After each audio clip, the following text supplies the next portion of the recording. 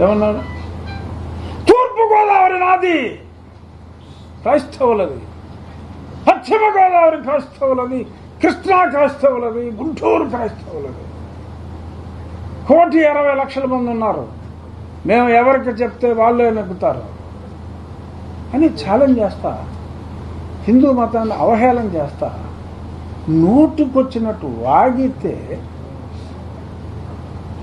ఏ బాబా వాళ్ళు ఓట్లు పోతాయేమో అనే భయంతో, అంటే ఆ సోషల్ ఫ్యాబ్రిక్ని ఇంత అసహ్యంగా మాట్లాడి ఇళ్లలోకి వచ్చేసి బలవంతంగా ఇలాంటి మార్పులకి గురి చేసినప్పుడు భారతదేశంలో 13 రాష్ట్రాల్లో, మొన్ననే మహారాష్ట్రలో కూడా మతం మారి స్వేచ్ఛ ఉంది. మతం మార్చే స్వేచ్ఛ ఇవ్వాల, బలవంతంగా మతం మార్చే స్వేచ్ఛ రాజ్యాంగంలో ఇవ్వాల. ఆ స్వేచ్ఛ తీసుకుంటున్నారు. ఆ తీసుకోవటం సమంజసం కాదు. స్పష్టంగా చట్టం ఉండాలి కనుక ఆ రాష్ట్రాల్లో ఆ చట్టాన్ని ప్రవేశపెట్టారు, 13 రాష్ట్రాల్లో. మరి మన రాష్ట్రంలో కూడా ఇవాళ మరి ఎక్కడెక్కడ భాషల్లో వచ్చి ఈ రాజ్యం మాది, అధికారం మాది, అధికారం మా మతాంది అని చెప్పి ఇంత విశృంఖలంగా మాట్లాడుతూ ఉంటే రికార్డులో 2% క్రైస్తవులు, రియాలిటీ 22%. మరి అజయ్ అన్నాడు గొంతు అరుస్తూ కేకలేసి వాడు చెప్పిన ప్రకారం అయితే ఆల్మోస్ట్ 30% చెప్తున్నాడు లెక్క. 1,60,00,000 అంటే అంతేగా, ఆల్మోస్ట్ 30% చెప్తున్నాడు. 5 కోట్లు 5.5 కోట్ల జనాభాలో. సో ఆ రకంగా మాట్లాడుతున్నారు.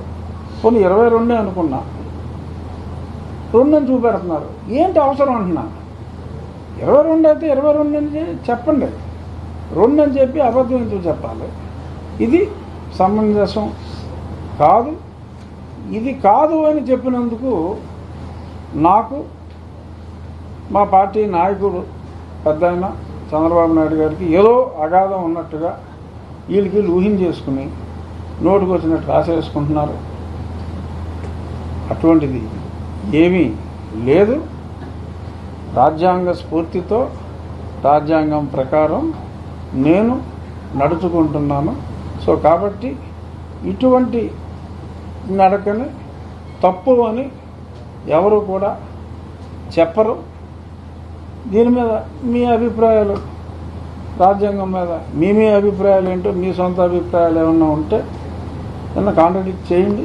నేను ఏమన్నా సమాధానం చెప్పగలిగితే సమాధానం చెప్తాను.